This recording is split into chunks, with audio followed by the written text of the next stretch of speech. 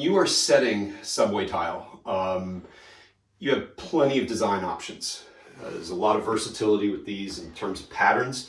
We're going to talk about 3 basic patterns today that I like for subway tile, and they're all horizontal patterns. In this particular installation, we actually went and we set the tiles on thirds. So you can see that this is about a 10-inch tile. It's 3.3 inches, 3.3 inches, and it keeps going that way. It's a little bit more of a stepped feel. The classic and most traditional way of setting up subway tile or installing subway tile, particularly when it's the 3x6 subway tile that you see, is something called brick bond. And it's almost exactly what it sounds like.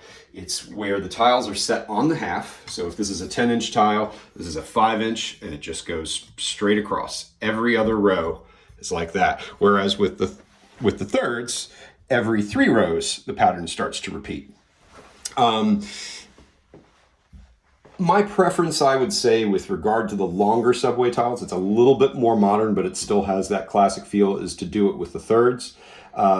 The brick bond looks good. The longer the tile gets, the more inclined I am to set it on thirds, or you can even do fourths. There is another option, and that is what is called the soldiered pattern. And this is where they are sitting right on top of each other. A little bit more modern feel to this, but it's a good option.